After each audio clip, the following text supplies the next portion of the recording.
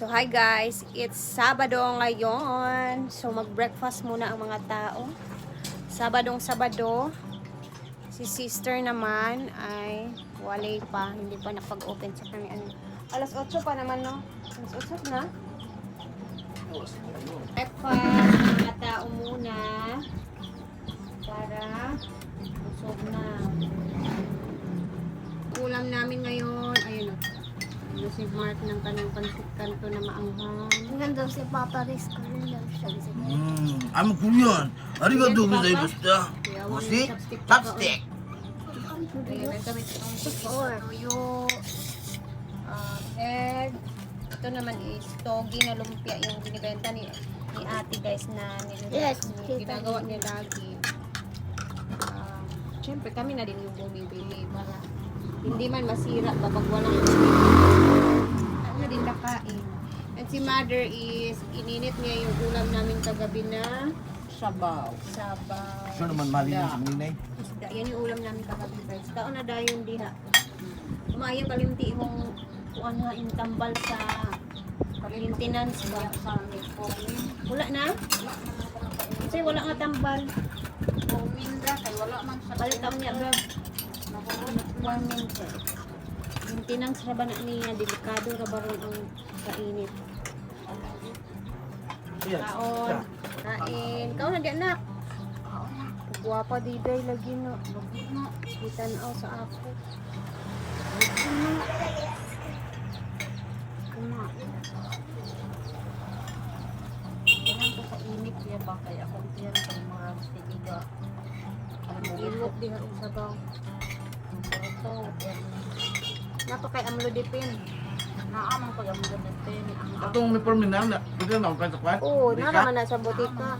Di na kinang lagkuan. Isita. Oo, diilin. Lala. Maya kung hindi ka lala prato na. Basta manilit ko lang kami ate. Ate, alin na. So guys, nakaligo na ako and now kakain tayo and magchika-chikahan muna tayo bago ang lahat. So, kakain muna tayo and then magchika-chika tayo para meron tayong topic while kumakain si Rhea. So, tapos na sila Mama, Diday, and Mark. Ako naman ang kakain kasi may lalakarin kami ulit ni Mark ngayon. So, eto na nga. Merong nag-comment sa akin na kanino ba daw tong bahay na to, tinitirhan namin ngayon. So, itong bahay na to guys is bahay talaga to ni mother and father. Dito na din kami lumaki since grade 3, dito na kami lumipat kasi itong compound na to, kumbaga yung lupa na to isa side ng papa ko. So, ngayon, magchika-chikahan tayo while tayo ay kakain. So,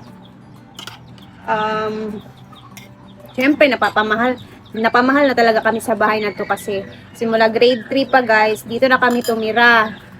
Dito na kami lumaki. Dito, maraming memories din dito. Ang daming memories dito. Since grade 3 pa naman, di ba? Grade 3 ba naman syempre, ang dami nang nabuong mga memories. So, baka maiyak tayo ngayon sa chika-chikahan natin dyan yung ako.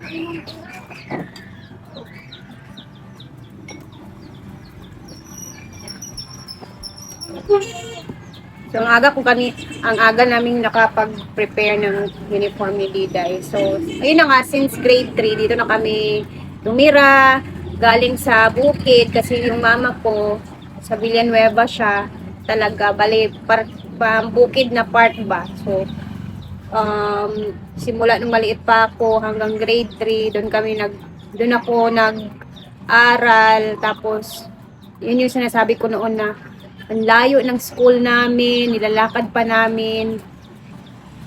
Grabe, sobrang layo. Nakapaalang kami, lalo na pag umuulan. So, after nun, napag-isip-isip ni mama at papa na lilipat na kami dito sa area nila papa naman. So, hanggang sa, dito na kami nag-teenager. Dito na as in, lahat na. And then, minsan-minsan lang kami dumadalaw dun sa lugar naman ng mama ko, sa bukid. Kasi wala na kami doong matirhan din. Binenta na ni mama at papa yung lupa namin doon bago kami lumipat dito. Kasi dito na din kami nagsimula mag buo ng another memories. Kasi nga, dito sa Hasaan guys, dito sa bahay namin, andito na lahat, malapit sa school, simbahan, merkado. So, madali na lang siya ba? Hindi kami mahihirapan noon. Kung maliliit pa kami na sobrang nakakatakot. Kasi isipin nyo, papasok kami ng school 5 a.m. gising na kami kasi kailangan namin lalakarin pa namin yung layo na school namin. And then magbabaon lang kami, and then pagkahapon naman aakyat na naman kami ng bundok kasi uuwi. So minsan gabi na talaga kami makakarating sa bahay namin. Ganon siya katakot. So syempre nababahala din yung mama at papa ko, kaya lumipat na kami dito sa sentro. Buti naman dito si Papa sa sentro, may lupa din sila no. So, medyo matagal na din talaga kami dito guys. Kaya, if ever man, lumipat kami dun sa bagong pinapagawa, syempre, mabigat din sa feeling. Para din kay Mama, kahit sa akin. Kasi, ang dami na naming memories dito. Kahit maliit yung bahay namin, hindi masyadong, sakto yung pagkagawa. Kasi, nung time na dito kami tumira, bali si Mama at Papa lang talaga yung parang neto ba, bumuo ng bahay ba, sila na yung gumawa. Kasi yung Papa ko karpentero, marunong din siya, kahit hindi naman ganun kaganda, pero kaya naman. Kahit yung bahay namin sa bukid, sila Mama at Papa lang din yung gumawa. Kaya simpleng bahay lang pero masagana yung pamumuhay namin doon kasi marami kaming tanim, may mga hayop. Kaso nga lang, mahirap sa mga estudyante na kagaya namin na kailangan pang maglakad ng mga 2 kilometers ata. Sobrang layo. Ganun siya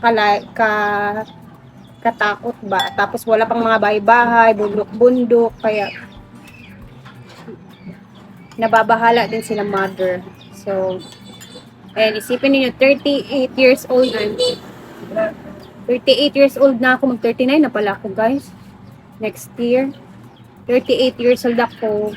From grade 3, dito na kami. So, syempre, parang masakit pa ba na isipin na, syempre, pero ganoon naman talaga, part naman yun ng buhay natin. Kailangan natin Pero itong bahay na to guys, hindi namin to iiwanan hanggat hindi kami pinapaalis din dito.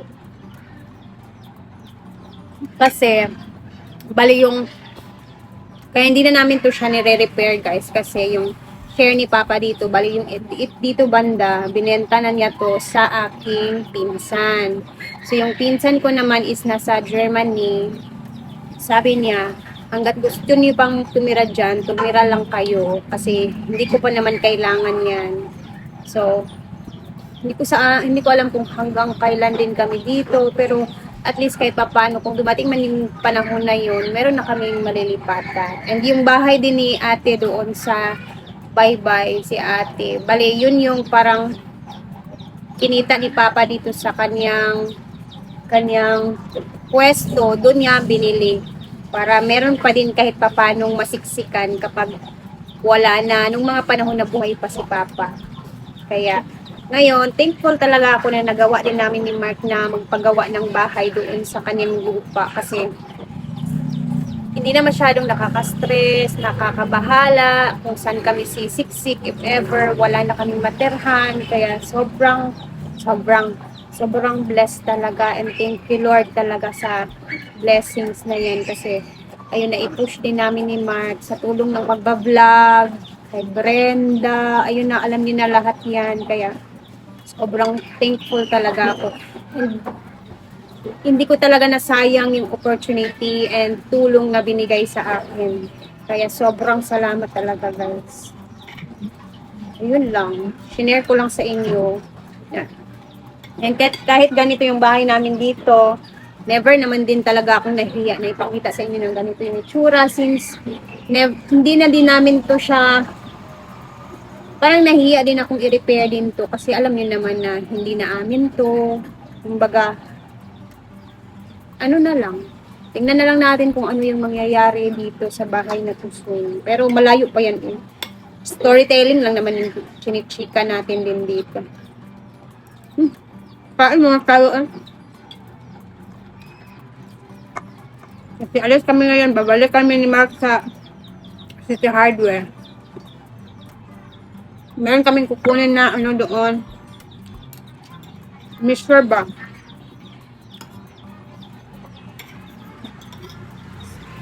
Size lang naman yung kukunin namin.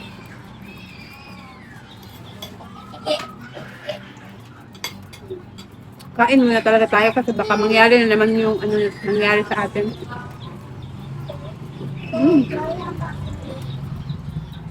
Sarap ng togi. Oh.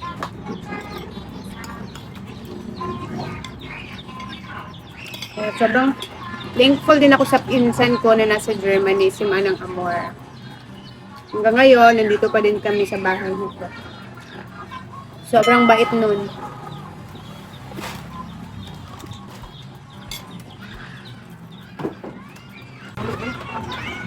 Na ngayon si Arian sa imong kwarta gapon te? Wala. Ano man? Ako din so good sa lansang. Naman siya 500. Oo. Itong kagabi eh. Naman siya gipagawa ng 500.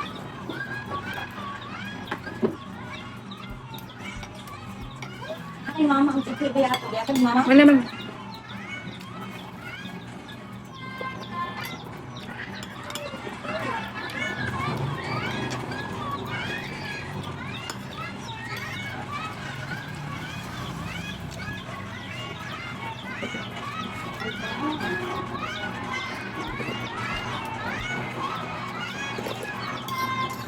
Kain na tayo ng maayos pag umaga para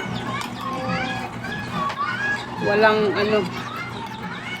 disgrasya.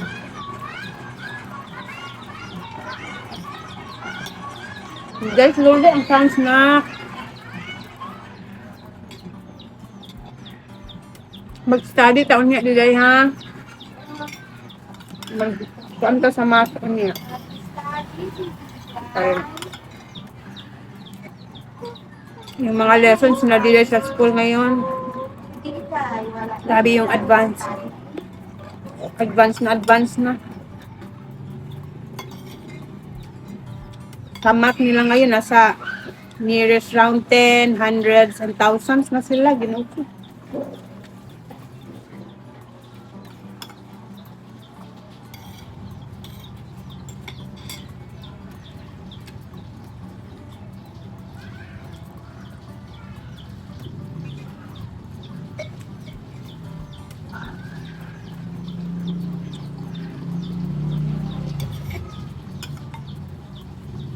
Grabe guys. Sarap ng suka ng J. Ford. Ito yung binili ko sa kanya.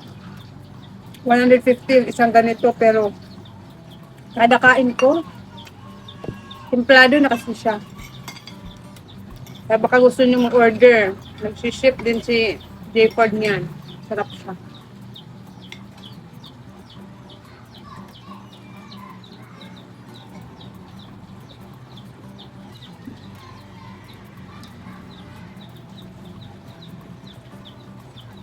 Yep. Importante, busog tayo. Tapos, pwede magbibit-bit pa din tayo ng tubig sa biyahe.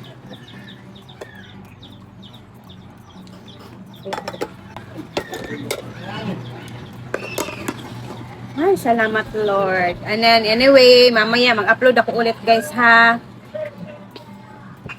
Salamat sa inyo na laging nanonood sa mga upload natin. Kahit minsan, ito, chika-chika lang muna ang ating ina-upload. Ang importante ginagawa natin ng paraan. Araw-araw, diba? So, mag-ingat tayo.